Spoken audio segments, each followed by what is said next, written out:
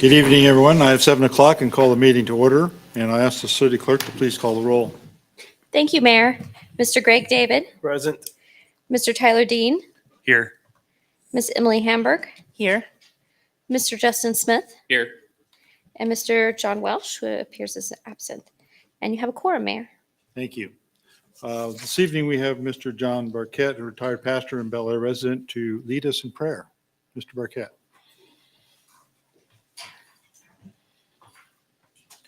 Let us pray.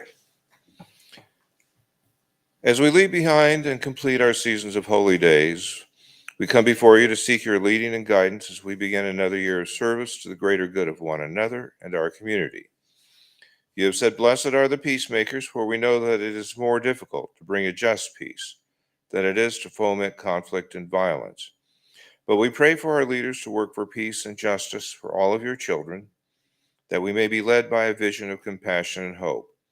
May all who lead our people seek justice and mercy and peace for the common good.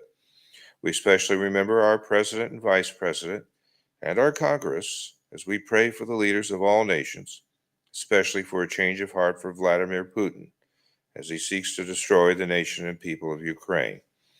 We pray for the people of Ukraine and all who suffer war, that they may live in peace inside their own borders and beyond, as we pray that we will responsibly use the freedom that others have sacrificed for us to have today. Be with our city leaders, guide them as they govern and lead our city. Be with those who protect the common good, our police and sheriffs, our firefighters, and our EMTs, as they work with the difficulties set before them. Give them the ability to think quickly and justly, and keep them safe and in your holy care. Keep all who live in our community safe and free to live without fear. Amen. Amen. Thank you. Please join me in a pledge of allegiance to the flag.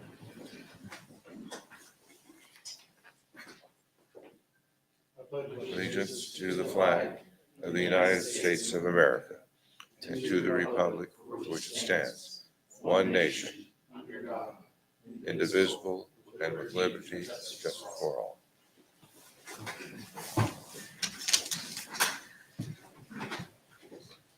Next on the agenda is a proclamation, and I have one for Martin Luther King Jr. Day. So the citizens of Bel Aire, Kansas, greetings.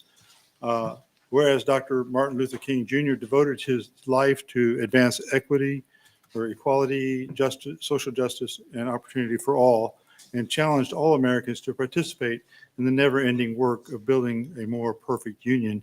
And whereas Dr. King's teachings can continue to guide and inspire us in addressing challenges in our communities, and whereas the King Holiday and Service Act, enacted in 1994, designated the King Holiday as a national day of volunteer service and charged the Corporation for National and Community Service with leading this effort. And whereas since 1994, millions of Americans have been inspired by the life and work of Dr. Martin Luther King Jr. to serve his neighbors and communities on the King Holiday. And whereas serving on the King Holiday is an appropriate way to honor Dr. King, meet local national needs, bring our citizens together, and strengthen our communities and nation.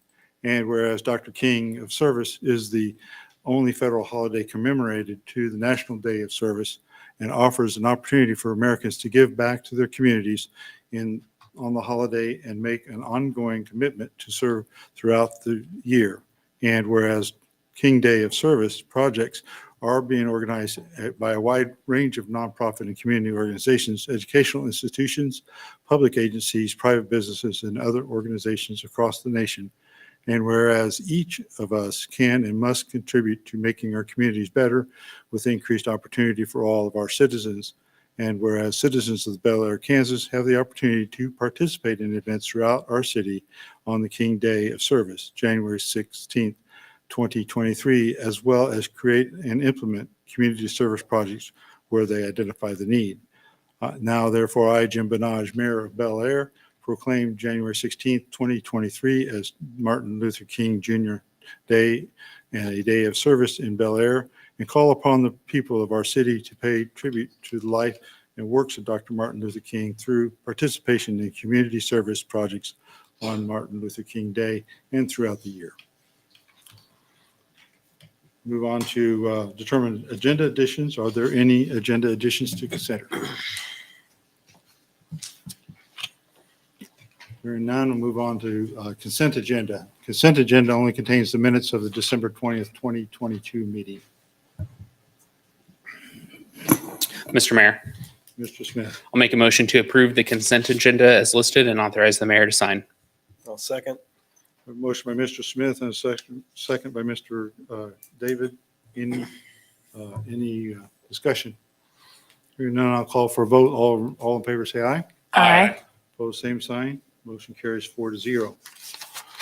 Move on to discussion and approval of appropriations ordinances. So this reporting period covers 3 weeks and 2 payroll batches. Being the end of the year, expenses included annual subscriptions, bonded project expenditures amounted to $222,000. And are there any questions of staff?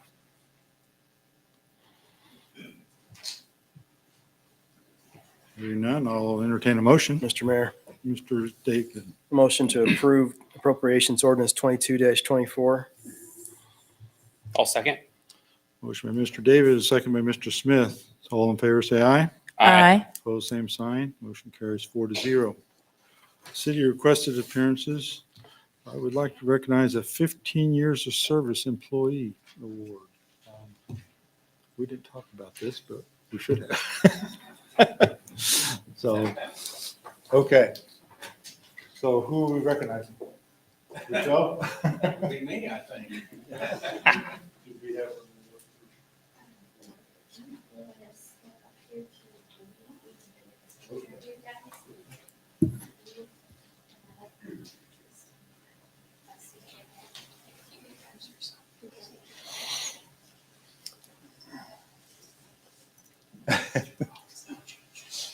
Had to go grab it. All right.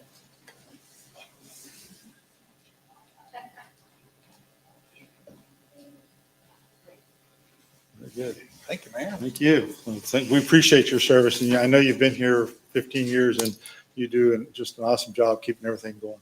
Great, so that's good.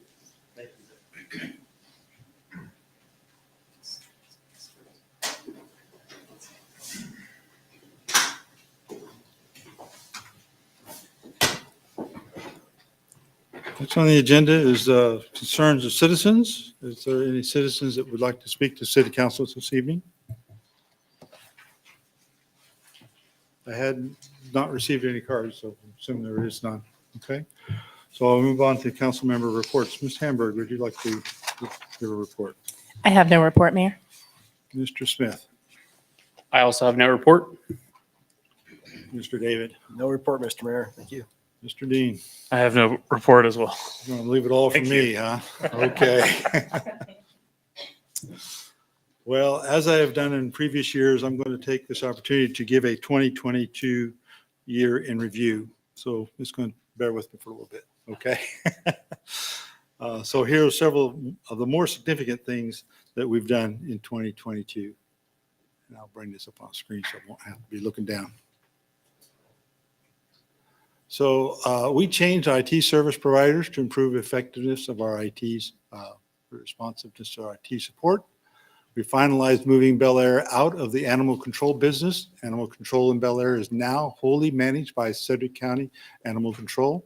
This was an important move as Bel Aire does not have the staff, training, and equipment to handle the variety of animal control issues that may arise. Sedgwick County Animal Control has both and is well equipped to handle almost any type of animal control issue. We rebuilt 47th Street from Farmstead to the gravel road section of 47th Street. We received results of a traffic study at the intersection of 53rd and Woodlawn, as well as 53rd and Rock Road. The Rock Road was of particular interest due to the several accidents that have been at that intersection in recent years. One involved a couple of our police officers who were injured. The study was funded by a KDOT grant. It recommended that Rock Road intersection have a roundabout installed. That can be a long-range plan, but at $2 million, it is not something the city can do today. We did have a four-way stop sign installed at this intersection, and to my knowledge, there have been no new accidents there. We purchased for Public Works a new mower, a mastic street sealing machine, a truck, and a compact excavator. We also ordered a new truck for our building inspection to replace the 15-year-old truck that they're currently using. And we agreed to upgrade the in-car camera system for our police cruisers that will occur in late 2023. We purchased a new pump for the Rock Road lift station. And this is one with a grinder to help reduce pump failures from debris in the sewer lines. The most frequent debris that causes pump problems is the so-called flushable wipes. So these products are mislabeled. There is no such thing as a flushable wipe being sold in stores, regardless of the package label. Citizens are requested to not flush these wipes as they cause problems in sewer lines. We also authorized installation of a new lift station near Oliver and 53rd to help manage the sewage from the new developments along 53rd.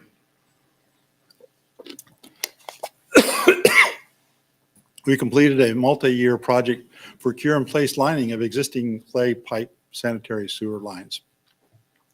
This is a significant improvement in that these lines will keep them functioning. These cure and place lines will keep them functioning for many years. And I commend Ann Stevens for staying on top of this project to see it to fruition over several years. After several years of airing complaints of dust in Aurora Park neighborhood, we went through the process of putting together paving petitions for Aurora Park, Cozy Drive, and Arthur Heights neighborhoods. The results were a bit surprising. Cozy Drive approved their petition. Arthur Heights gave us a solid no on their petition. And Aurora Park gave us some mixed results, with neither yes or no getting a majority vote of property owners. As you may remember, we were a bit perplexed as to why the mixed results. So we started the different process of issuing petitions on the authority of the city council. We had some residents object to this, and this majority of the city council voted against moving forward. One Aurora Park citizen suggested we put together a committee of Aurora Park citizens to review options and present those to the city council for consideration. We put that committee together, and they held their first meeting at 6 p.m. this evening. And I think there are over 15 people there, although we assigned 6 people to the group. So probably next meeting we will be adding some more folks to that task force.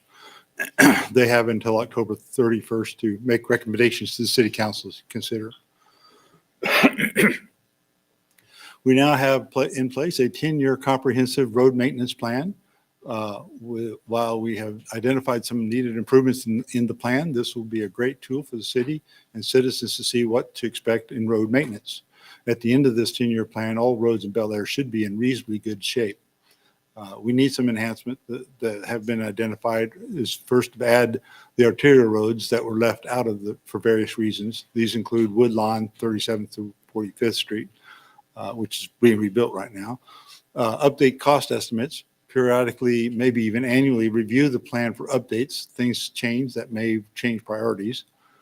This plan must be kept up to date with any changes, including adding years on the back end of the plan so that it becomes more perpetual instead of static, and maybe always the next 10 years. In addition, as new roads are built in the developments, we need to add them to the plan. We applied for, but did not receive a grant to rebuild 53rd Street from Oliver to Woodlawn. We got letters of support for that grant from more than 10 people and agencies. So it was a good showing of support. We need to go back and reapply, making sure that we highlight those issues that are important to current administration, especially school safety, walkability, carbon reduction, et cetera. All of these are part of this rebuild plan, but they may need more emphasis in the grant application so that those reviewing the grant application understand our commitment to these issues. We revised the bylaws of the Utility Advisory Committee where every seat has a term assigned to it. And then now each member fills a numbered seat, and that seat has a specific term. If someone leaves a seat during an unexpired term, their replacement only fills the seat until the seat's term expires. Then they have to be reappointed or replaced as if they are not reappointed. So this coming August, there is a seat to consider for reappointment, replacement.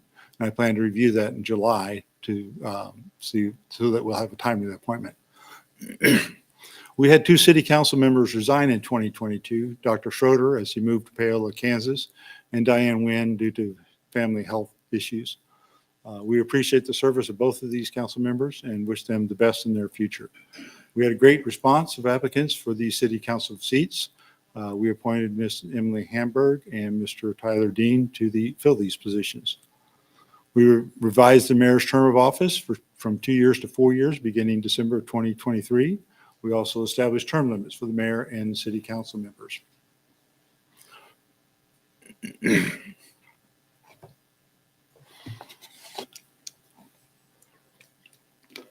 The Chisholm Creek Utility Authority, CCUA, saw some significant changes this year.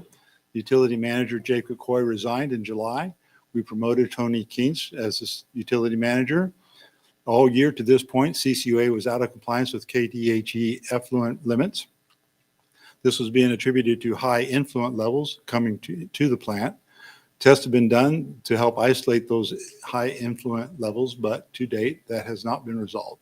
However, in spite of not resolving the source of the influent levels, our new manager, Tony, and his crew, especially Sarah Miller, have made significant improvements in the effluent.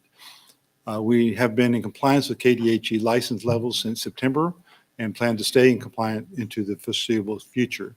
So this was a tremendous job on the current crew operating this plant. Tony and his crew were commended for these improvements both by KDHE and several CCUA board members. However, due to the earlier noncompliance, KDHE did issue in November a consent order for CCUA to become compliant. This is not a significant concern since CCUA is now compliant and looks to stay that way. Just to keep this in perspective, KDHE had difficulty getting the consent order completed because they had so many other consent orders to do throughout the state. So while consent orders must be addressed, it should be noted that they are a common tool utilized by KDHE. We hired Burns & McDonnell to do a comprehensive operational and financial audits of this CCUA facility and make recommendations for improvements, including capacity analysis for potable water and sewage treatment. This should help in our go-forward agreements with Park City and CCUA for financial arrangements between the cities. The EPA has approached CCUA for about a groundwater mitigation project that is not related to CCUA.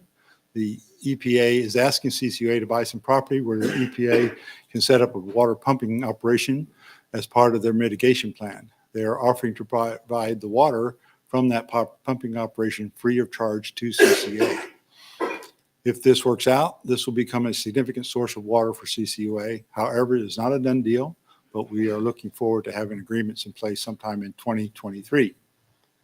We contracted with PEC to review and update Bel Aire's master plans for city water and sewer needs. Having these plans in place helps us gauge future needs and how to assure that we have adequate capacity to meet those needs. So the Burns & McDonnell study will tell us the current CCUA capacities. The PEC study will tell us projections for Bel Aire's future needs. In December, Garver reported that Woodlawn is now 58% complete with on a days charged basis. So while that may feel like moving slowly, from what I understand from those in the road construction business, it is moving along about as anticipated. There will be some considerable immediate traffic disruptions coming about mid-January when the east-west through traffic will be closed off in the intersection of 45th and Woodlawn.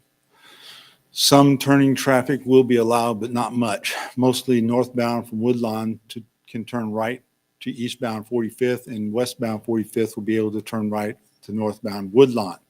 But the biggest change to commuters will be no left turn from northbound Woodlawn to westbound 45th Street, and no southbound traffic from 47th clear through 37th Street. So one will not be able to get to 45th Street if they are southbound on Woodlawn. Citizens are encouraged to find new alternative routes. This phase 2E will last about 2 months.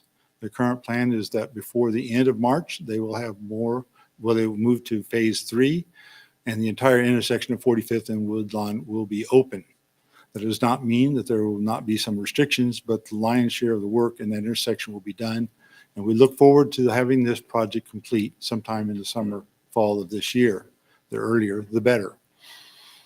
Bel Aire and Sedgwick County did enter into an agreement where Sedgwick County paid Bel Aire just under $573,000 for their portion of the Woodlawn project, the east side of Woodlawn from 37th to the railroad tracks. In exchange, Bel Aire annexed that road, so that is now part of Bel Aire. Speaking of annexing, did you know we grew in size in 2022? We annexed a couple of properties at the request of the property owners. So that didn't increase population, but it does increase property that looks to be developed in the future. I believe this is an area of about 160 acres. We contracted with Landwork Studio to develop master plan for Bel Aire Recreation Complex, Bel Aire Park, and Central Park. Having such a plan in place helps us to plan and budget for work on each of these facilities. It also helps to apply for grants and support the mission of the recreation center and these parks. We did all of this while making a small decrease in property tax mill levy for 2022 and holding the mill levy steady for 2023. But we did exceed the revenue neutral rate in both years. We received our annual audit results for financial matters in fiscal 2021 from AGH. They identified 7 areas of concern. Most of these were duplicates from prior years that are being worked. The primary area of concern is the separation of duties. In small organizations, this is more difficult as people wear multiple hats and have multiple responsibilities. But Ted Henry and his team have developed plans to address these. And while we have talked about these in prior years, we need to keep in mind that these audits are a year in retrospect. So an issue identified in an audit of 2020 cannot be addressed until after the audit report is complete in 2021, but the implementation of that will not be effective until 2022. So the audit report of 2022 done in 2023 will show the final results of the improved plan. Not all areas of concern will be resolved in 2022 audit report, but we fully expect improvement. 2 of the 7 areas of concern involve cybersecurity, which our IT team with Ted Henry are working to make improvements. We've seen some of these improvements with the testing of how we handle scam emails. Bel Aire received a bond rating increase from A+ to AA-, and that is an improvement, even though it doesn't sound like it, by Standard & Poor's. This is the first increase in over 20 years and allows better interest rates when borrowing money. This is a good testament of the improved financial position of the city due to the great work that Ted Henry's team has, as well as the work of staff and city council to get land sold in the last few years.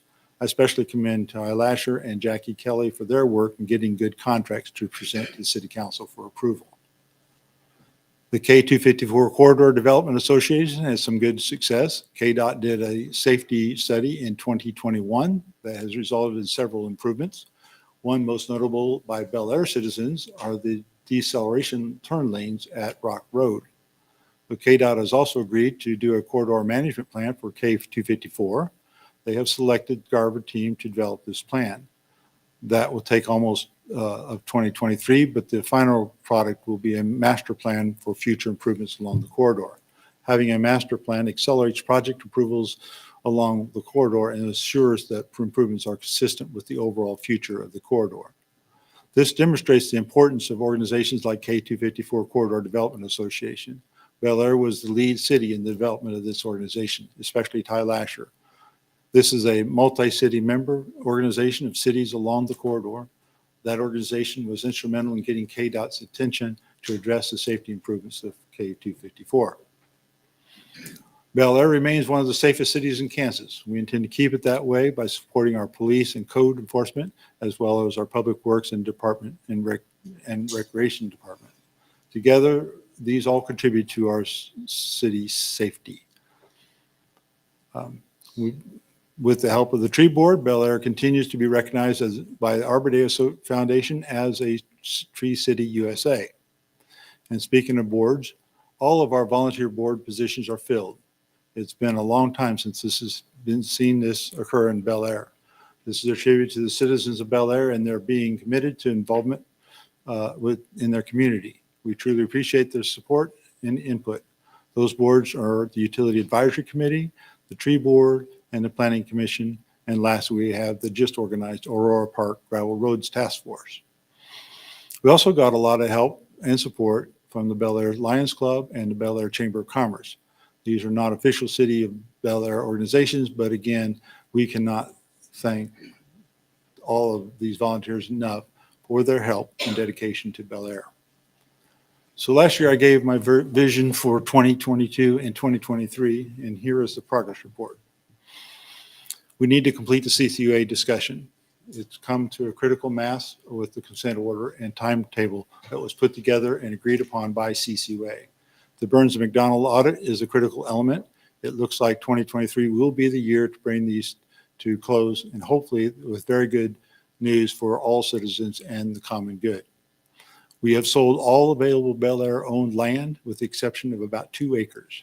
The only pending sale is 24 acres across from City Hall, but we fully anticipate that contract will close in 2023. We continue to work on roads and other infrastructure issues. The GIS database is a great help with this. Even tonight, we'll have on our agenda to do some more work on Oliver. We discussed a 30% target reserve in the general fund. The 2023 budget has a 29% reserve, so we're hitting that target. 30% target is a ballpark target, not a not go under target. We got no traction to date on better coordination agreements with Keachai, Sedgwick County, and Wichita for the maintenance of shared roads. Currently, since Bel Aire has annexed both sides of those roads, we pay all the full cost of maintenance, but we do not get property tax revenue from those sections of roads that are adjacent to us in Keachai, Wichita, and or Sedgwick County. We now have a permanent access construction maintenance easement in the North Fork addition for the creek that runs through that area. For those who may not be familiar with that creek, it runs under Woodlawn east and south past the Heartland Animal Clinic. This easement allows us to now go into the creek area and clean out the overgrowth as appropriate to reduce the risk of flooding. This is an ongoing issue that we cannot neglect. So we now need to make plans to get the streams cleaned out since we now have this right-of-way access. We now have some $6 million available for capital improvement funds. This is due to the land sales and refinancing we've done. This puts us in a very good position. The next step is to utilize these funds in the best manner we can for Bel Aire. It looks like that is going to be an item of discussion at our January workshop. Of course, we should leverage any grants we may be able to become available from the state or federal government, assuming any strings attached or those funds are not too onerous. Ty and Ted are on the lookout for these opportunities, and with the IIJA, which is also known as the bilateral or bipartisan infrastructure law, there will most likely be several waves of opportunities for over the next few years. Last year, I touched on the need to work on economic development. I've done some research in this area and collected data. The next steps will be to finish collection of the data and put together a Bel Aire marketing brochure in concert with our marketing website. That website is betterontheedge.org. That website has some good information, but it needs to be updated and promoted. I do not believe we've had one single hit in the past year. So I will not do the brochure. That's not my area of expertise, but I have ideas on how to get it done and just needs to make those contacts before I can discuss the details. Everyone I talk with says we are in the prime growth spot for Wichita metro area. As I understand it, we have some 20 developments in Bel Aire with a projected growth of 6,000 people over the next few years. If we have that kind of growth, we are the hotbed of opportunity. So we need to capitalize on that. I frequently and will continue to promote patronizing Los Canados and Dollar General. These two businesses continue to be impacted by the Woodlawn construction. The next couple of months are going to continue to be tough for them. Hopefully we can restore a more normal access as the construction moves to phase 3. But please make an extra effort to support them during the construction. And thank you each member of the City Council, the Bel Aire staff, and the many volunteers we have who have done your part to make Bel Aire a better city. With your help and with the grace of God, we will continue to make tremendous progress. Let's continue the journey and make the best we can in Kansas. Happy New Year, Bel Aire. Let's continue our progress in 2023. And at that, I'll ask our city attorney for her report. Mr. Mayor, I don't have a report right now. Okay, thank you. Mr. Lasher. Thank you, Mayor. It's hard to believe it's been 15 years. Time just flies by. I've actually, yeah, I've spent half my life in Bel Aire. So I guess not quite half my life, but it's been a long time. So, but I really appreciate, my family really been welcomed in Bel Aire and became part of the community and accepted. And I really appreciate that from this governing body to all the other council and mayors I've worked with. To be able to stay in a place for that long is really neat, and it's a special relationship that's been forged. So I appreciate you recognizing me, Mayor, and I appreciate the citizen support I've received over all these years. It's been quite a journey, and I enjoy hearing your reports because we meet twice a month and we have workshops, and you don't realize everything that we get accomplished in a year until you go over just the highlights. And there's a lot of things that this governing body and staff does that it's nice to hear about those things. So the only thing I had, Mayor, is that based on your proclamation, the city offices will be closed for Martin Luther King Day on January. I think that's the 17th, 16th. Yeah. So that's all I had, Mayor. Thank you. Okay. Thank you. Thank you for all the good work you do for us. So move on to ordinance resolutions and final actions. So the first item is consideration of ordinance V 2203, vacating a portion of a platted building setback line. So the developer at Rock Springs Third requested a front yard setback to be vacated from 25 feet to 20 feet due to easement constraints in the backyard for 2 lots in Rock Spring Third. The Planning Commission held a public hearing at their November 10th meeting, and after consideration of all factors, the Planning Commission voted 5-0 to approve the vacation on both lots. Are there any questions for staff?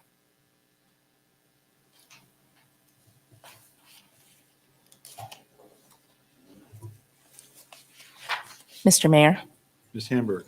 I make a motion to approve an order vacating a portion of a platted building setback line on certain property located in the Rock Springs Third Edition within the corporate city limits of the city of Bel Aire, Kansas, and authorize the mayor to sign. I'll second. Motion by Ms. Hamburg, a second by Mr. Dean. This is a roll call vote, so I'll ask the city clerk to call the roll, please.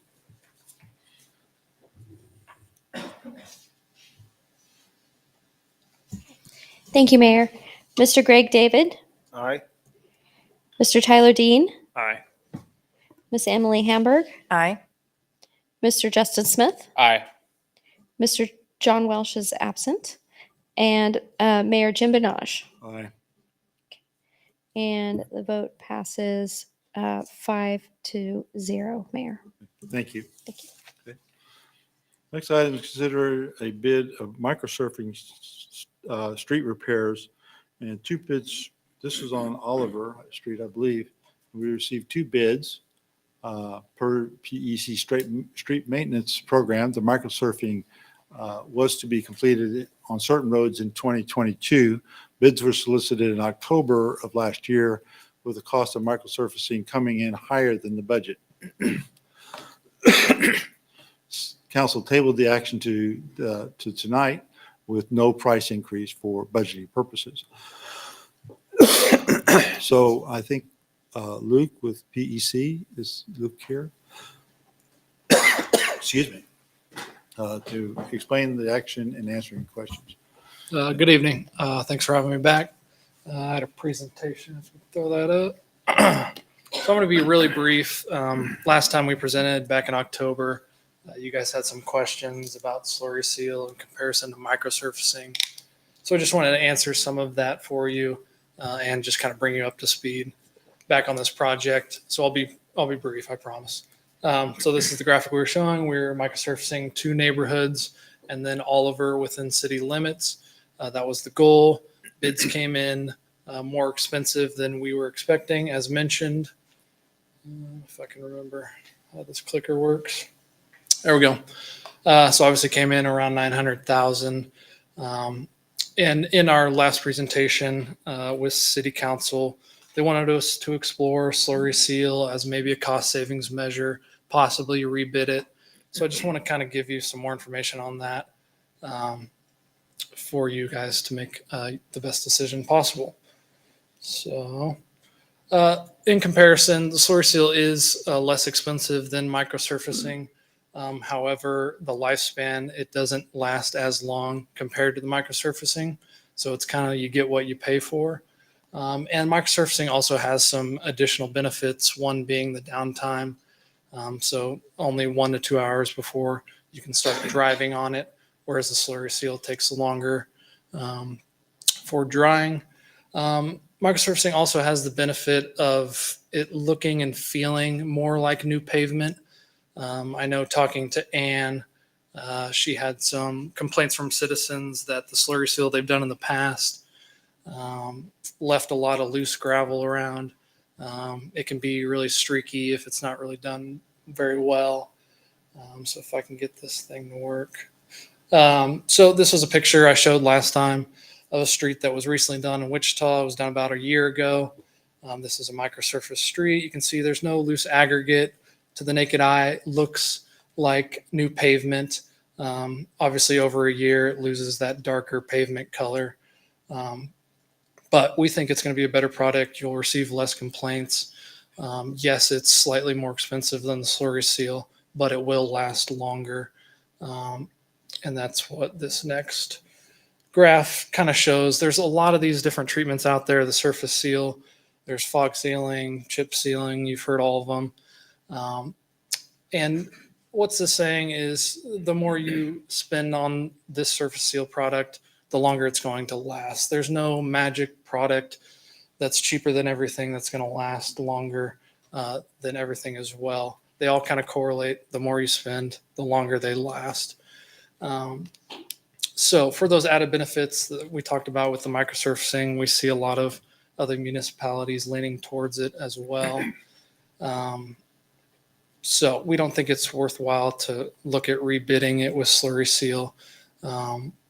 But some cost savings measures that we could look at, and again, I presented this last time, we could look at pulling the scrub seal out of those 2 neighborhood areas, just doing the scrub seal and microsurfacing on Oliver where we have that heavier traffic.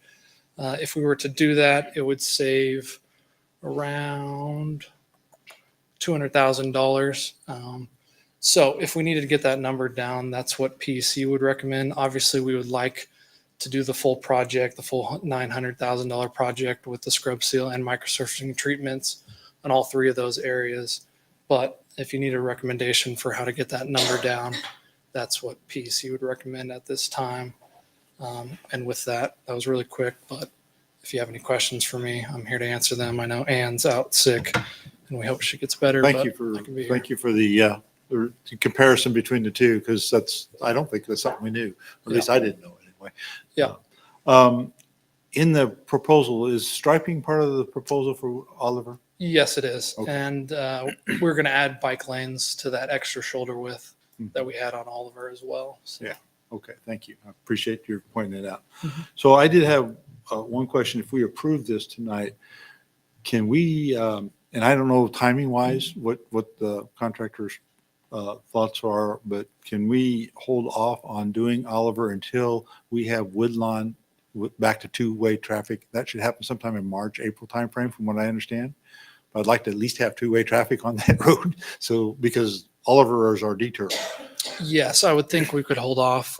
We are going to have to wait for the spring for warmer temperatures anyways for the contractor to get out there and started. And they're going to do all 3 areas all at once. And I know some pavement repairs have to be done to one of those neighborhoods before we do the microsurfacing. So they're going to have to wait for that anyways. So I wouldn't see any issue with that. Okay. Yeah. Yeah. I just didn't want to tie up that street and have Woodlawn Yeah, tied I up get as it. it is There's a lot of now. construction. Yeah. So, all right. Very good. Thank you. Any other questions for Mr. Luke? Mr. Mayor. Mr. Smith? So just in the comparison, you said that the slurry seal was the $2 to $3, I think, a square yard, and the microsurfacing was $3 to $4 a square yard. The bid that we have, did it come in that estimated range of the $3 to $4 per square yard? Yeah, it came in at $350 for the microsurfacing. Thank you. Yep.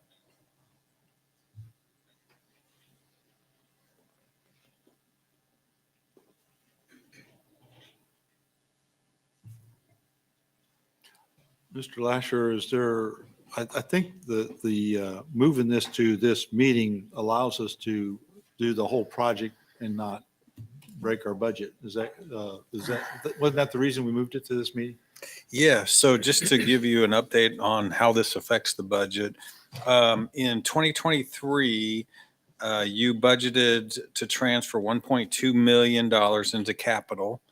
Plus there's a $200,000 carryover. So you'll have 1.4 million available for this year for capital projects. If you spend the 908 on this, also budgeted was 150 for HVA system for City Hall, 50,000 for keyless entry, 60,000 for looking at a public works facility, 150 for a pool liner, a plaster repair, and 160,000 for the Skyview Park, which is a new park. Those are all things that were identified.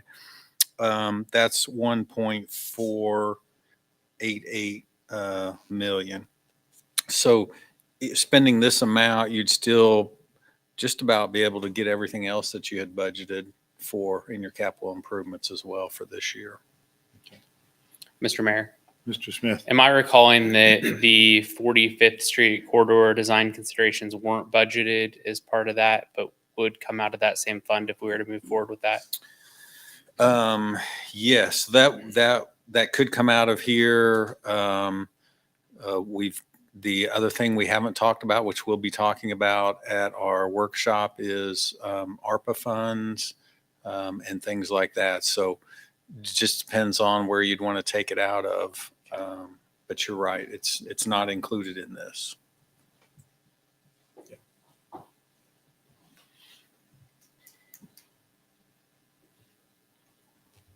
Very good. Any other questions? Mr. Mayor, Mr. David? did we want to talk about the city doing part of it? Do we want to discuss that? Did we want to discuss the city doing part of it? The other suggestion to reduce cost? What would be the- Do we have the equipment to do that? I don't know if we have the equipment to do that. Do we? No, we can't. We don't have the equipment to do slurry seal. Mr. Mayor, I think perhaps the cost saving option that you're presenting said that the city would do some crack sealing, but there was Crack something seal. beyond that. Do you want to just talk about that cost saving option a little bit more? Yeah, so what a scrub seal is, it's basically just a mass crack sealing treatment ahead of the microsurfacing. So it's kind of like priming before you paint kind of thing. So it's not necessary. It'll extend the life of the microsurfacing, but you could pull it out as a cost savings measure. And the city could still do some individual crack sealing. Obviously, you're not able to do the whole road. You got to pick and choose the cracks. So that is an option. The city could do some crack sealing ahead and save that $200,000 in the neighborhoods. I don't like that option. From what I hear, if you don't seal the cracks, you're just been wasting money. So, Mr. Mayor? Mr. Smith? Yeah, my thoughts on this are it seems like you're going to kind of get what you pay for. It's basically the same cost per year on the slurry seal as it is for the microsurfacing. If you look at the lifespan and the cost, it's about the same cost per year of useful road. If we do the more expensive option, we won't have to do it as quickly. And so that's less inconvenience for everyone.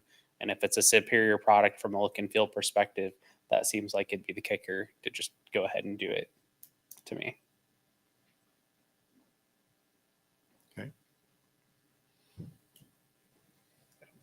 Mr. Mayor, Mr. Dean? I would agree kind of with what Councilman Smith said. Not having to do it as often is definitely nice, especially when we know the cost is about the same when you do that analysis. And also just thinking about how we're investing in our city with its growth projection is the more we kind of cheap it on some of these things, the more we're going to be running after some of those projects at the same time we're trying to deal with growth and reinvesting in the arterials and some of that stuff. So I agree with going ahead and spending the money to do this the right way.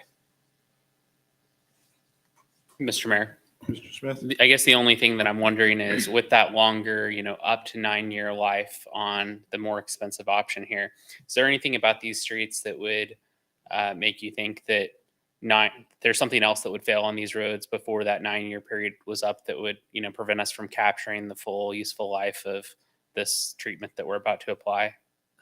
Not off the top of my head. I can't think of anything now. Okay.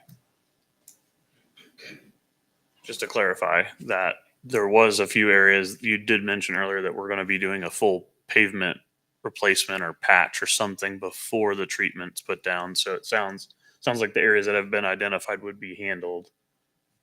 Just to Correct. clarify that. Yeah. But that'll be coordinated with our public works folks. Right. Mr. Mayor, Mr. Smith? I'd like to make a motion to accept a bid for microsurfacing from Vance Brothers in the amount not to exceed $908,219.78 and authorize the mayor to sign all related documents. I'll second. Motion by Mr. Smith and a second by Mr. Dean. Any others discussion? Hearing none, I'll call for a vote. All in favor, say aye. Aye. Opposed, same sign. Motion carries 4-0.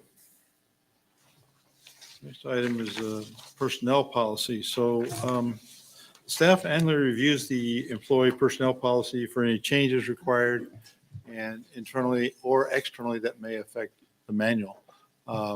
When changes are required, staff brings those recommendations to council for final adoption. Tristan Terhune, our HR director, she was here. Oh, there she is. She is here to explain the revision and answer questions. So Tristan.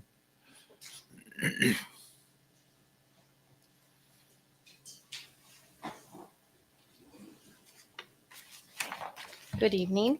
I don't have too much to add to the staff report, but the last update for the personnel policy was approved in June 2021. And so we had just made notes and had identified a few processes that just needed clarified and updated. And that is what we're being presented today for the personnel policy update. And I just wanted to be available for any questions that you may have on this update.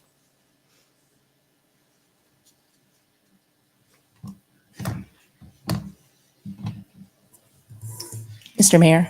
Ms. Sandberg. My question is probably more for Ms. Kelly. I just was curious, on page 17, on the Part X, number 3, I'm just curious more than anything. I know within the past several years, Kansas has become a constitutional carry state. And there's that line here that says employees choosing to carry a concealed handgun must provide copy of qualifying documents, that is conceal and carry license, to HR. HR will provide public safety exception in accordance with this policy. Is that only for employees that are under 21, or does Bel Aire require a CCL license to make sure that you've been trained properly before you're concealing and carrying in the workspace? So that is to address those choosing to carry. Either they may or may not be required to provide qualifying documents. So if it's under conceal and carry, you're exactly right. If they're under 18, they may be required.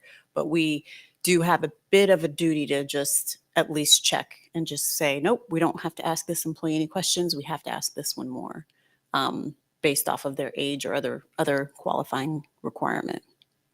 So Thank does that you. answer? Yep.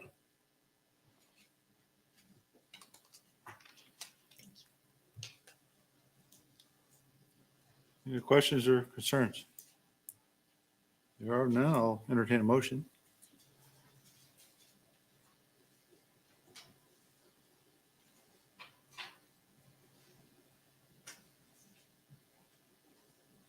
Mr. Mayor, Mr. David, I'll make a motion to approve the 2023 City of Bel Air Personnel Policy and authorize the mayor to sign. Second. motion by Mr. David, a second by Ms. Hamburg. Hearing a little discussion earlier, I guess there won't be any more discussion, so I'll call for a vote. All in favor, say aye. Aye.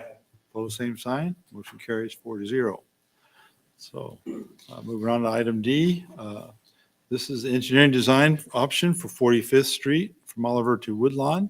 So council decided to move forward with an engineering design of 45th Street from Oliver to Woodlawn. Our city engineer wrote the RFQ and sent to most of the engineering firms in Wichita Metro, with 3 responding. I created an interview committee consisting of the city engineer Ann Stevens, the council members Greg David and Tyler Dean, as well as myself. Interviews were held with Garver, PEC, and MKEC. Committee recommended Garver, and the city council accepted the recommendation at the December 6, 2022 meeting, instructing staff to negotiate a fee.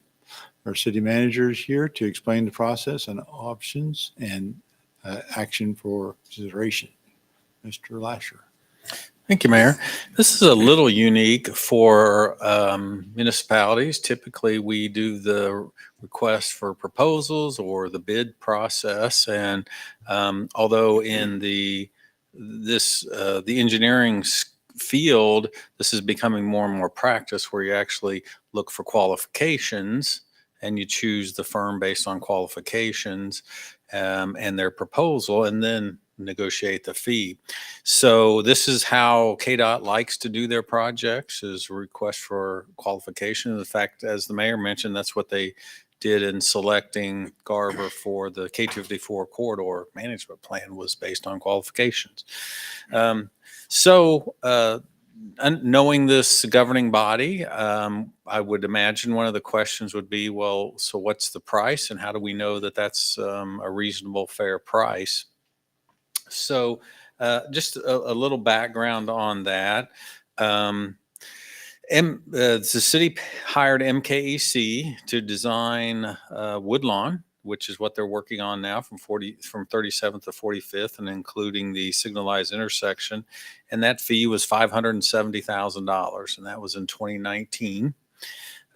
So if you were to look at the CPI over those last few years, 2019 to 2022, it's about 16% increase. So the proposal from Garver for option A is right within that. And then what we typically do in developments, when you see the engineer's estimate and the costs and petitions, typically it's about 8% is what the engineering fees are for development purposes. And that would be for if we estimated $12 million project for 45th Street, that'd be around $960,000. So even Plan B is within that. So I think you could feel comfortable that either one of these plans is within reason of what engineering firms charge.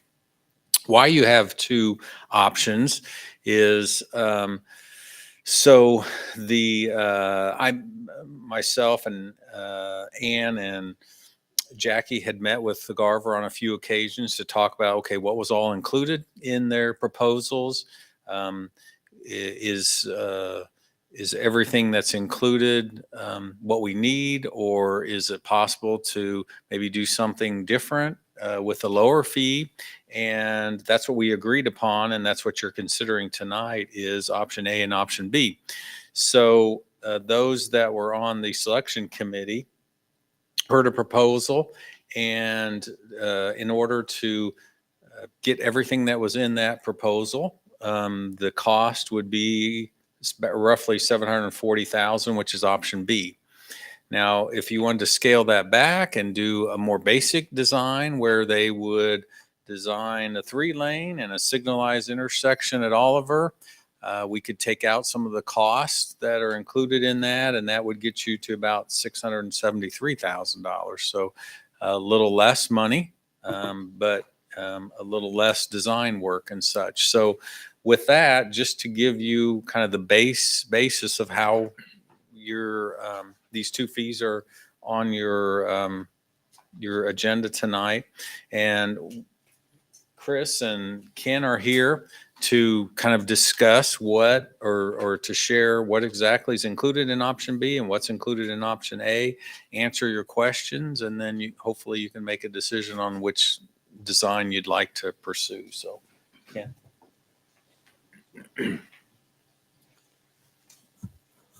Good evening. First, I want to thank you for the opportunity to work on the project in the first place. I'm a citizen of Bel Aire. I'm really excited for the opportunity to be involved in it. And our firm is as well. So as Ty said, they wanted us to really just look at it, and it'd be a negotiation, discuss what needed to be included in the fee, what didn't need to be. And so we looked at different options, and on the screen here this is basically what was included in our proposal booklet that we submitted. So this is option B. This is everything we'd be looking at. And so elements of this that just outside of it being a regular road project, replace the road, because I mean, to some degree, that's the core of every project, is just replace it with the 3 to 5 lane section. So some of the things on this one that we looked at in particular that, when you talk about qualifications based selection, it's why would you pick Garver? What are the things that we considered that maybe others didn't? And I didn't listen to the other presentations, so I don't know exactly what they said, but these are the things that we looked at in particular on the project. One is we know that in the past a roundabout was considered at Woodlawn and was ultimately not chosen, but we think that the trans system study had indicated that a roundabout should be considered. So part of our proposal would be to go through and finish that analysis and go through and do a traffic analysis of the project. One thing that kind of complicates everything here is the fact that Woodlawn is under construction right now. So you can't just do counters the way you normally would, because the traffic just isn't going to drive normally. So unfortunately, with us doing the work when we are, there's some added cost in trying to do some calibration, doing additional traffic measuring, doing additional checking in intermediate points to see where is traffic coming from going to try and get an accurate representation of what that would be after the fact. So in the option B model, it's a more thorough traffic study that really goes into looking at what's going on. And as we do that, that would include a roundabout analysis. And we aren't going to just rubber stamp. I mean, everybody likes to say engineers always want roundabouts, and we do. But at the same time, you want to be mindful of the right situations, because there are certainly not situations where there are situations where they're not appropriate. If the traffic is too imbalanced, it doesn't work. If you've got one leg that has too many cars, it can be a very frustrating experience for drivers. So part of our job here would be to do that traffic count, do the traffic analysis, look at growth projections, and see, does it make sense? And drivers for that are Stuckey has a school here, so that's heavy peak traffic. And then also Koch Industries is down the road here. And anybody who's driven through this Oliver intersection knows that there are days of the week where the traffic really backs up. And so that's part of our job, is to look at that. A poorly designed roundabout is a terrible thing. And so if we don't feel like it can be a good experience, we wouldn't recommend it. But that is part of our consideration, is looking at that. Also, part of this project is, like any good arterial street project, we're going to put in new sidewalks on both sides of the road. There's currently no sidewalk that goes over to Stuckey. So part of our work would be to look at working with Wichita and USD 259 to try and incorporate that to create a safe route to get students to and from Stuckey that choose not to ride the bus. Because right now there's not currently a safe route for them to do that. Also, there's plans to do some other bike paths and things in other parts of the city, looking at connectivity and those type of things. Sunrise Christian Academy is a key element of the project. They're right in the middle of it. They have a crosswalk there, making sure it's a safe environment. We looked at whether or not, one of the things we'll look at is, should their driveway be realigned to be across from Edgemore, so you don't have that odd offset that's there today. So it's things like that we would look at doing. Trib 7, anybody who lives along the Trib 7 over here towards Woodlawn knows that they have flooding issues and those type of things. There's an existing pond here that we would like to look at as part of our work to see if that can be modified. It's on private property, but so it requires coordination with a private property owner, but we would like to consider that. And then, of course, everybody sitting at this in this room today has been spending the last year hearing how long Woodlawn's been taking. The traffic is just, it's not going fast enough. So a big part of our work is going to be working with our construction services team, contractors. We just brought another gentleman on board. He's been with the city of Wichita for 32 years. It's a guy named Greg Ballman. We're going to bring his experience into play to see what we can do to try and make this a better process and more thought out as far as how it goes. And every project has its tricky points. There will be things where people are frustrated with, but it's our goal to minimize that. So part of what we'll be looking at is how do we carry the traffic through construction? What do we do is a phasing, what we can do with the phasing to try and help that. So those are things we'll be looking at as well. So there's a lot of different elements on it. As far as the differences between the two options you're looking at today goes into this one here.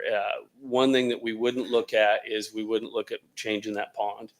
Trib 7 operates as it is today. We would accommodate the drainage in the road. We would take care of it, but we wouldn't make any changes to that pond. So we would eliminate that from our scope of services. The other element here that I didn't mention earlier is there's a series of homes here at the westerly end of the project on the north side. When that plat was done originally, it's Kruger's first edition. There's a frontage road platted all the way across the front of that. It's been partially vacated over the years. There's one property owner who owns property there that they can't currently sell because there's no way to get to it because the way the frontage roads was vacated. And so part of our proposal here would be to look at, do we reenact that frontage road so we have one common point, so you reduce the number of driveways coming onto 45th Street? So we'd look at like a corridor management plan as far as how do you do that? So we can always just say, to heck with it. If there's a driveway there, they get a new driveway out to the roadway. You can save a little bit of money that way if we don't take the time to go through that exercise of trying to find the best way to manage that traffic. It'll work either way, but do you want extra driveways out onto 45th Street, or do you want to look at opportunities to reduce the number of driveways? We would not consider a roundabout if we go with a reduced fee. We don't fool ourselves. We know that the majority of citizens typically aren't going to be wild about it. Give me 5 minutes in a room with somebody, and I guarantee I can at least get them to think about it. But there's a lot of reasons to do it, but we understand that there's a lot of people who aren't interested. But it's an opportunity for the city to reduce fee if we don't consider that.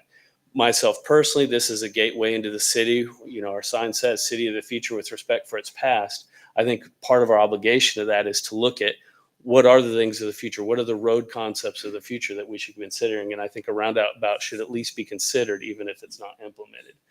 And it's a great gateway. It's a great opportunity to make an attractive entrance into the city.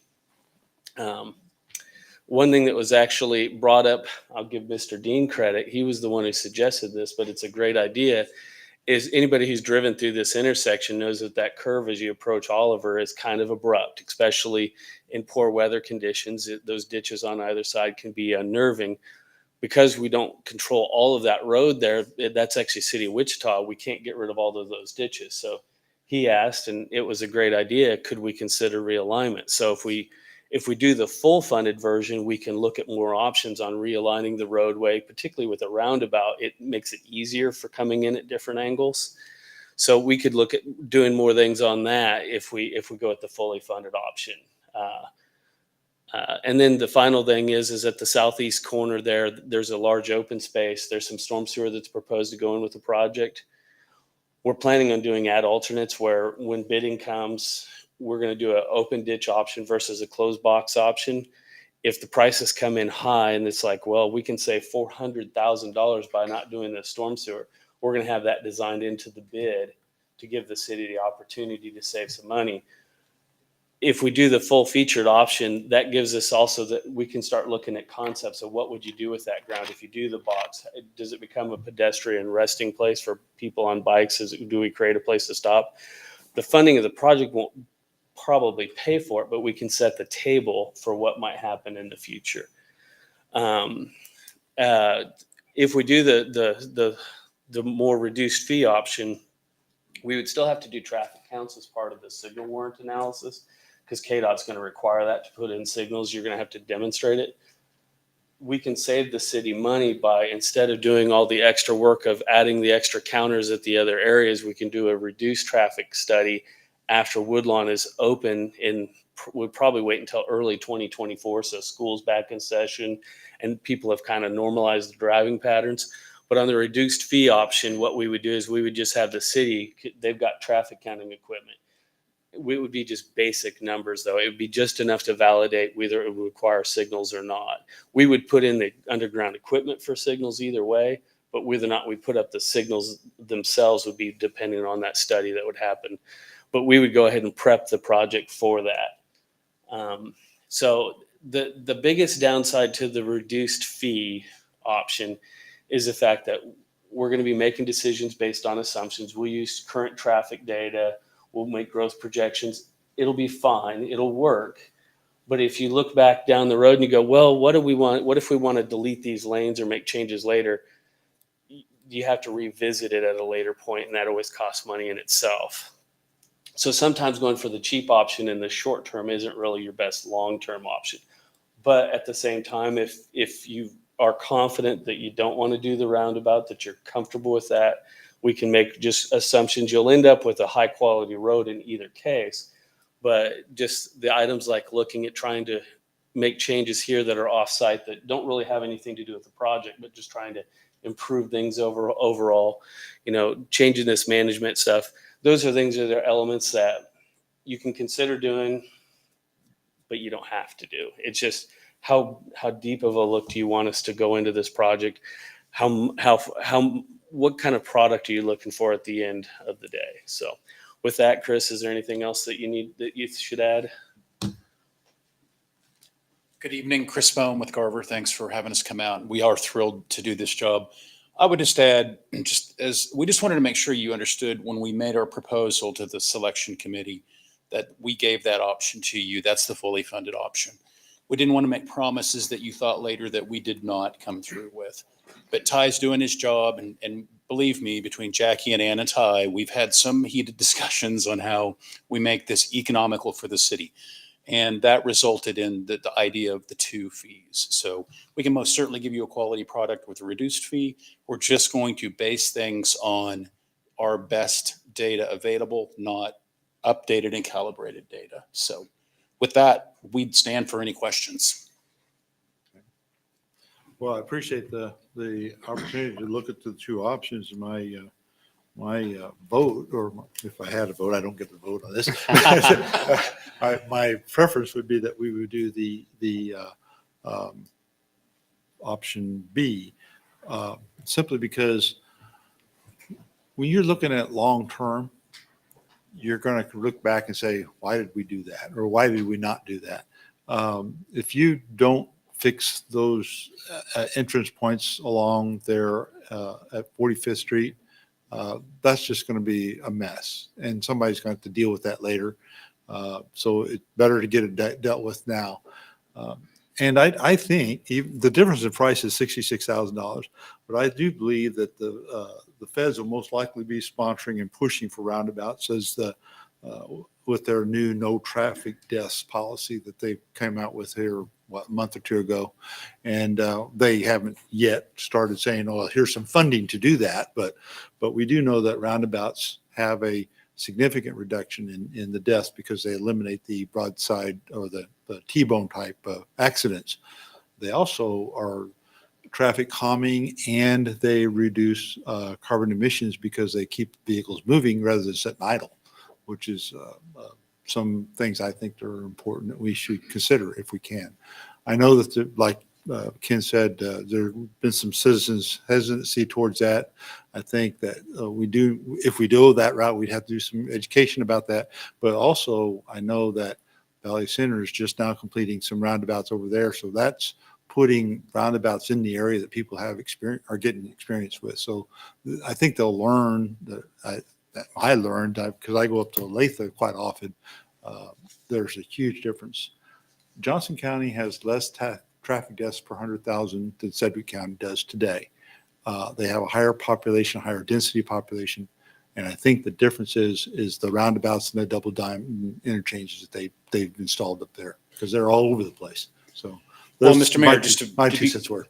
To be clear, if you choose that option, we will study a roundabout, but if the unbalanced traffic Right. seems to warrant that it isn't the right use here, we will tell you that, so you will know.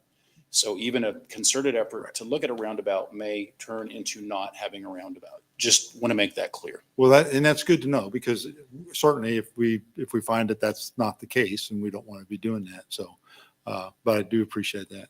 The other aspect of this, I liked your thoughts on this more expensive option, is getting the Stuckey Middle School involved in this, or at least trying to get Wichita involved in that.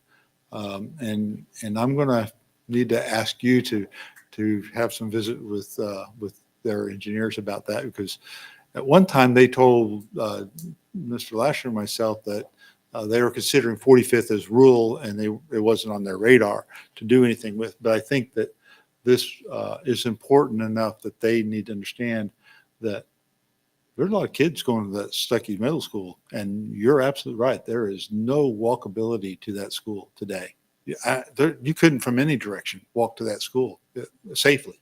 I mean, you can do it, but it's a hazard. So, And ironically, they have sidewalks up their main cul-de-sac road on both sides, if memory serves. So it's ready to be connected to. And we think it's an important safety element to the project. Two other things I'll add real quick that I didn't mention earlier. About $40,000 of the cost is hourly not to exceed services during either construction or during right-of-way and easement acquisition. So those fees could end up being less at a later point. Those would only be hourly not to exceed. But we wanted to provide an element that if a question comes up during construction, we'll be out there.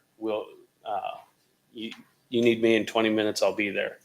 So that's an element that we did include in the proposal, as well as if you need us out on the project for any reason, we will be there when we need to be. And then the final thing on the reduced fee, part of the full services fee is a virtual town hall, which would be a website that's set up for run for 2 to 3 weeks. Citizens could log in, they could put pins in a spot and say, I have a problem with this area here. We would not set that up for the lower. If we're not going to do the roundabout, if we're not going to do these other options, there's less need for getting that feedback as far as finding out what people feel. But it would give people an opportunity to speak about roundabouts. We'll include some educational information on that website. So that's a fee. That's like $13,000 of the difference is just in that website for public education and that public outreach. So we would still have a public workshop. We'd still have opportunities for the public to hear what we're doing. We'd still have at least two meetings that would do that.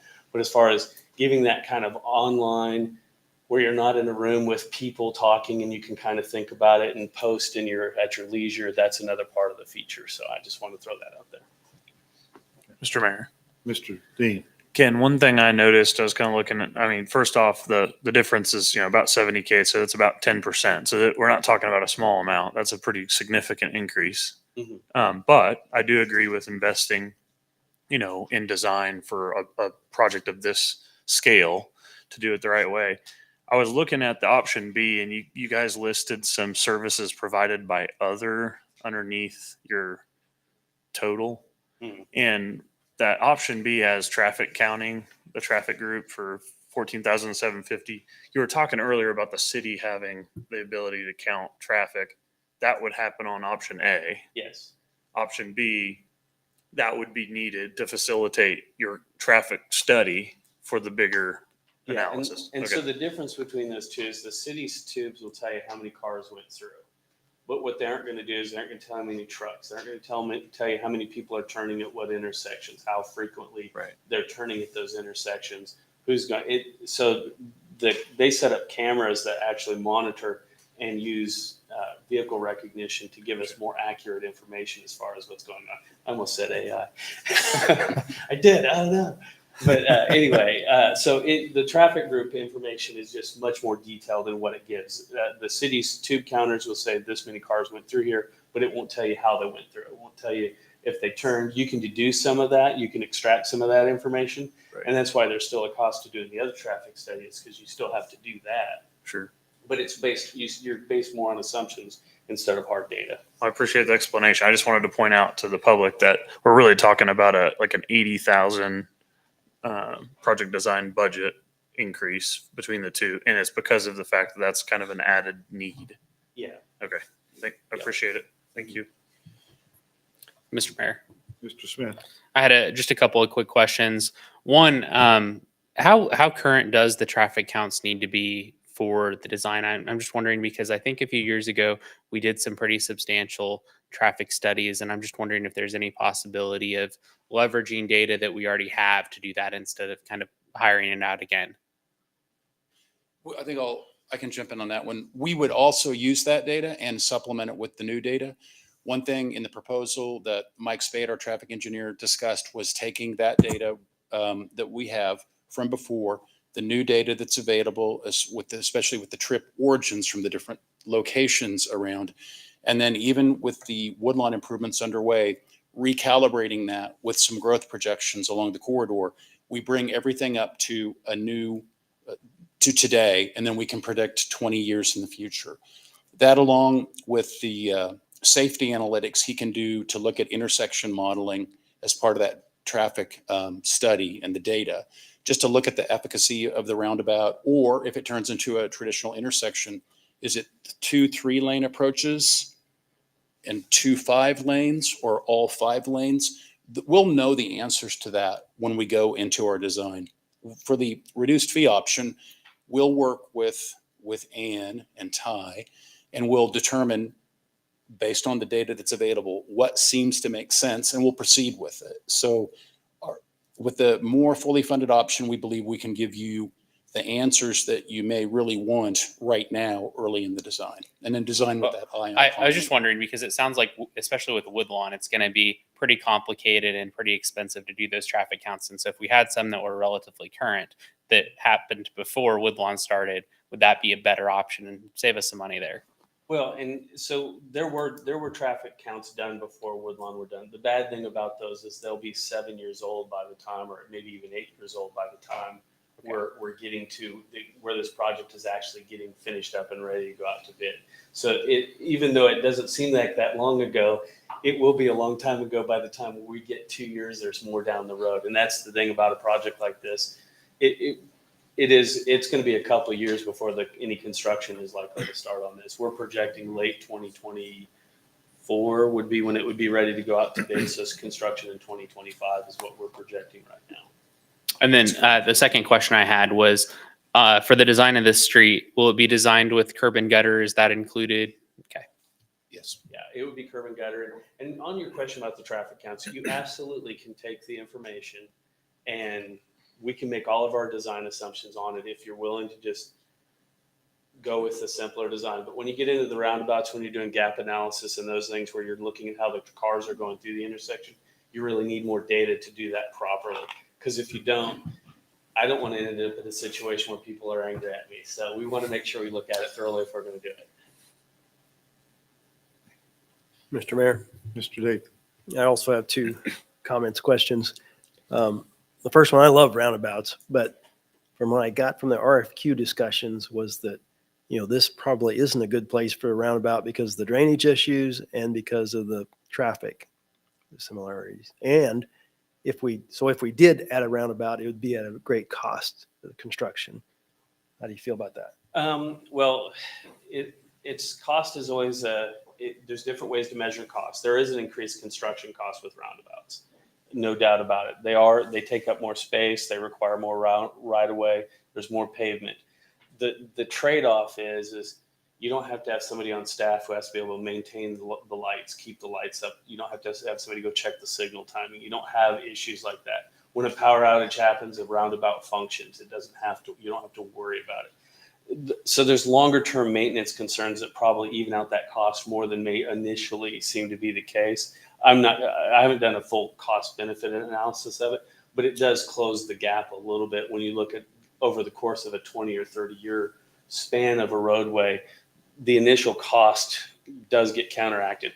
As far as this may not be the right place, it's not a slam dunk. We want to check what's happening with Stuckey and Koch before we'd make a recommendation, because the whole idea of a roundabout is you want to have enough gaps for folks to get in safely and operate and feel like they can get in there comfortably. I know a lot of people, their experience with roundabouts here locally is Greenwich Place, where they have the roundabouts over there at K96 K96 in Greenwich, the shopping area there. And one of the big problems there is it's too close to a signalized intersection. So you get platoons of cars dumped into a roundabout. So anybody who tries to go through there when there's been a green light, they've got no gap to get into. So they're sitting there frustrated because they can't get through it. It doesn't feel safe.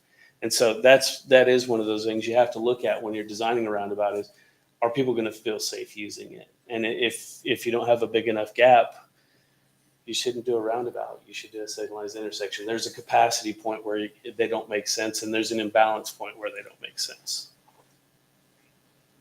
Okay, thanks. And the other comment, and maybe it wasn't Garver, but I thought we talked about possibly helping the city with funding options, with exploring different funding options. We did. We talked about that relative to the sidewalk system. And what we understand from Ann and Ty is that they'll pursue some of that funding with WAMPO for the sidewalk connectivity. So we talked about that, and that's something they chose not to have us assist. We can always answer questions or provide the data, like some diagrams or promotional materials to pass on in a grant or what have you, but not to take the action of preparing and submitting those. Yes. Yeah, and we actually did it in our first part of our proposal. One of our first submissions, we actually had a separate line item for grant funding.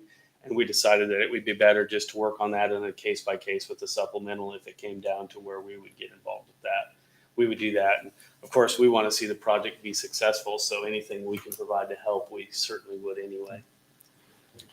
And to give a little perspective on that, WAMPO is very interested in walkability. That's one of their key things that they look at. In fact, I think they just invested $1 million in Wichita for more walkability, sidewalk type of things, paths. I don't remember exactly what the project was, but we see that a lot in the WAMPO area. And I think that they would be very interested in supporting this. At least I hope they would be.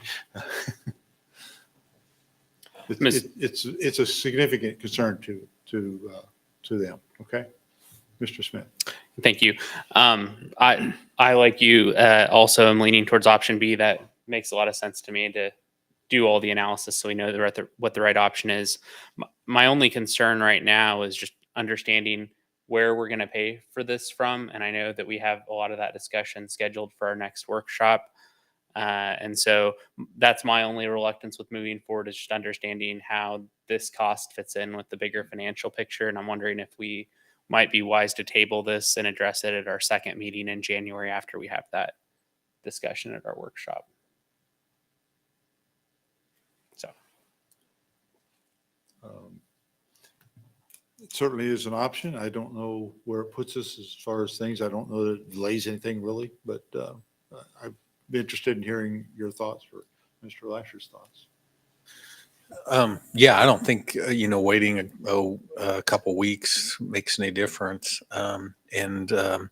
We can kind of go over, address this and some of the other issues that were prioritized by you all and kind of talk about them, because obviously this was one of them. This made the top 10.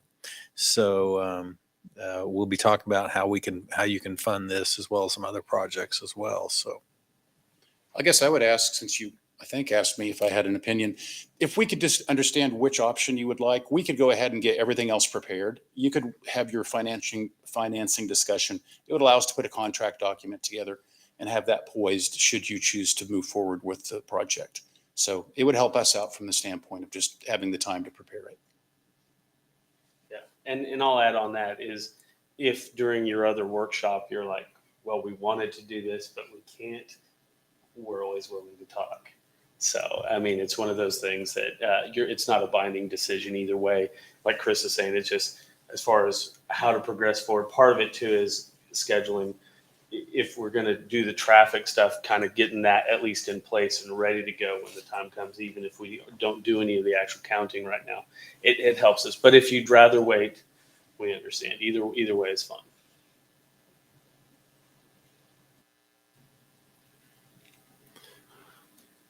I don't know if there's mechanism for giving a tentative advisory recommendation from here. I mean, That's fine. in a workshop, yeah, that works all the time, but in these formal meetings, I don't know if there's a mechanism for doing that.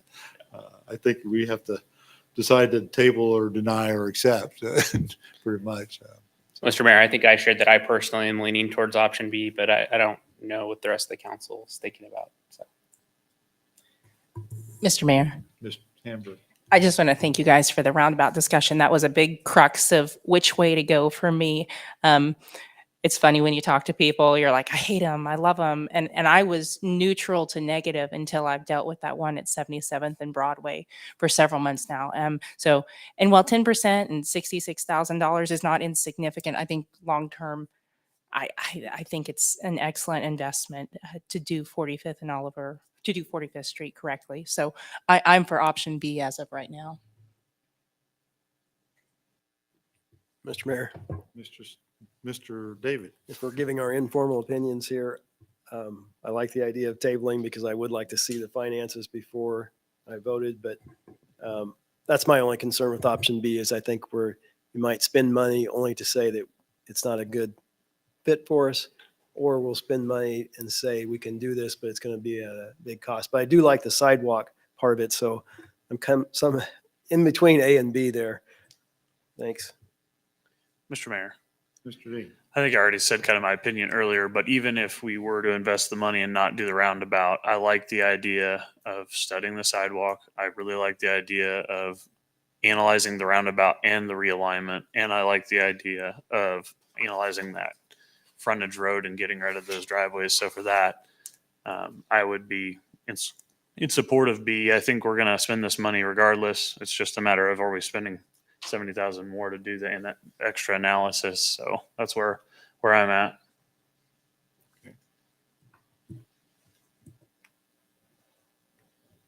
Well, we know the informal. Now, So, we Mr. need a Mayor. motion. I'll make a motion to table option B from Garver for engineering design of 45th Street from Oliver to Woodlawn until our second meeting in January. I'll second. Let me ask a clarification there. You said the table option, just to table the item. Is that what Yeah. you really mean, Yes. table the item? Okay, I just want to clarify. Okay, so I have a motion by Mr. Smith to table the item and a second from Mr. David. Okay. All in favor, say aye. Aye. Aye. Opposed, same sign. Item's tabled till then, but you have some informal input, right? Yep, thank you. Appreciate your time. Thank you. Thank you. I would like to ask for a 5-minute recess, and then we need to have an executive session, and we need about 45-minute executive session. So I'm going to ask for a 5-minute recess. Mr. Mayor, I'll make a motion to recess for 5 minutes with the open meeting resuming at 8:33 p.m. I'll second. Motion by Mr. Smith, a second by Mr. Dean. All in favor, say aye. Aye. Opposed, same sign. Motion carries 4-0. We're in recess for 5 minutes.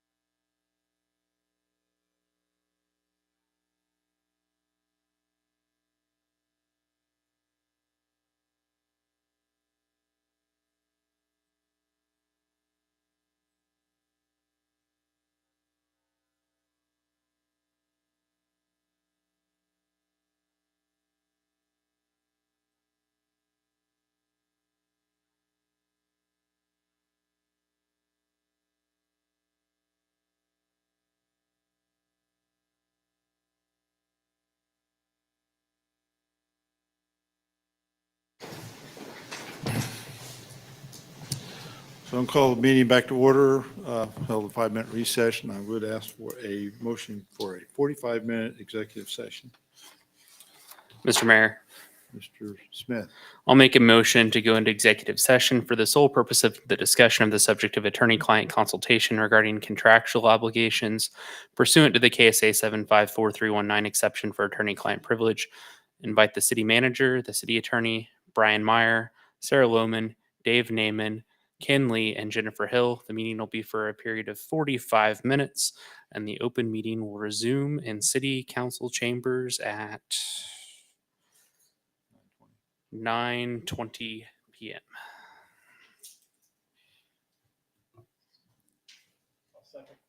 a motion by Mr. Smith, a second by Mr. David. All in favor, say aye. Aye. Opposed, same sign. Motion carries 4-0.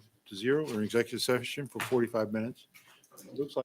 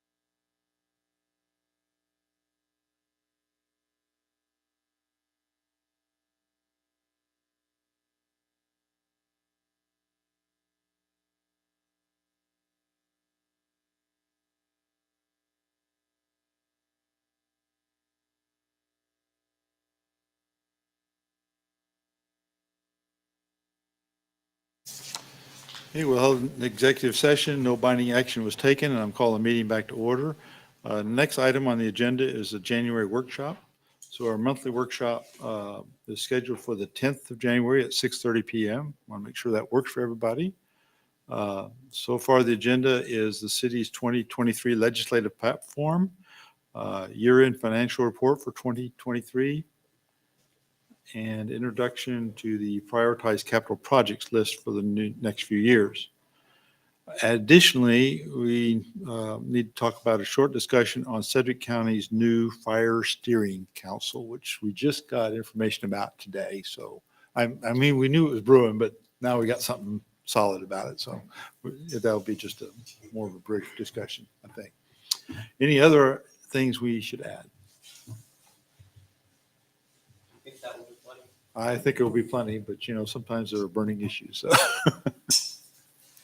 So, if not, the time works for everybody, I assume. So, okay, very good. We'll plan at 6:30 in a week from tonight. So is there a motion to adjourn? I move to adjourn. Motion by Mr. Smith and a second by Mr. David. Is that right? Okay, thank you. All in favor, say aye. Aye. Opposed, same sign. We are adjourned.